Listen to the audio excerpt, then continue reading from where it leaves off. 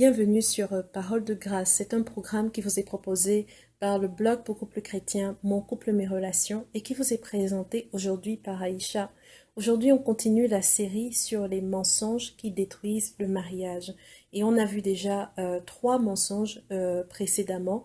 Et vous pouvez retrouver la série en cliquant sur la notification qui apparaît maintenant sur votre écran. On a vu que toute mauvaise habitude commence par le fait de croire un mensonge et que certaines idées sont largement répandues dans notre société et peuvent très rapidement détruire un mariage. Le mensonge numéro 4 que nous allons voir aujourd'hui est celui-ci. Mon péché ou celui de mon conjoint est tellement grave que nous devons divorcer.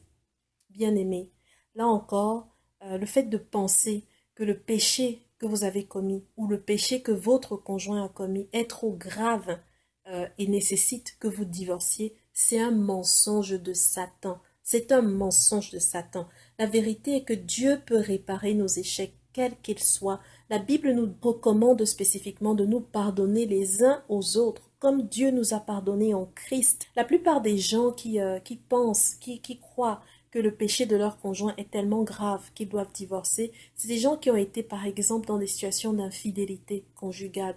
Et vous me direz peut-être, mais Jésus ne dit-il pas que Dieu permet le divorce en cas d'immoralité sexuelle, comme le laisse entendre Matthieu 19 au verset 9? Eh bien, bien-aimés, même pour ce type d'offense, le pardon est possible. Chaque fois que nous nous montrons idolâtres vis-à-vis de Dieu, chaque fois que quelque chose d'autre s'installe sur le trône de notre cœur, nous commettons un adultère vis-à-vis de Dieu bien-aimé. Ça altère notre communion avec lui. Chaque fois que nous nous repentons sincèrement de nos idolâtries, de nos adultères vis-à-vis de Dieu, et qu'on manifeste le besoin de marcher à nouveau en communion avec Dieu, Dieu nous pardonne et il nous restaure.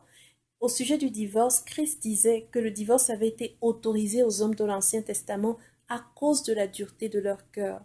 Et c'est dit dans Matthieu 19 au verset 8. Il leur répondit, c'est à cause de la dureté de votre cœur que Moïse vous a permis de divorcer d'avec vos épouses. Mais au commencement, il n'en était pas ainsi. Pour nous chrétiens nés de nouveau, notre cœur a été renouvelé, notre cœur a été transformé par Dieu. Le cœur de pierre que nous avons a été transformé en cœur de chair. Et Dieu nous a donné le pouvoir de devenir enfants de Dieu, c'est-à-dire le pouvoir de reproduire sa nature, le pouvoir de reproduire son caractère, le pouvoir de pardonner. Un pasteur rendait un témoignage en ce sens en disant « Certains des plus grands messages de la vie que je connaisse proviennent de mariages de personnes qui se sont repenties de leur adultère et dont les conjoints ont pardonné. Leur vie aujourd'hui sont des témoignages vivants de cette vérité que Dieu nous révèle dans Joël au chapitre 2 verset 25.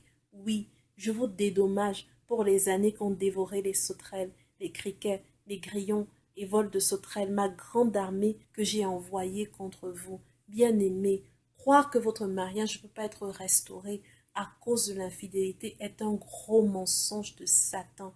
Jusqu'à ce jour, Dieu restaure les mariages en difficulté. Dieu donne la capacité de pardonner. Dieu donne la capacité aux deux conjoints de se pardonner personnellement et de se pardonner l'un à l'autre. Ne croyez pas à ce mensonge. Dieu restaure aujourd'hui les mariages en difficulté. Il y a pas mal de témoignages sur mon blog qui racontent ce que Dieu a fait dans plusieurs couples, dans plusieurs mariages.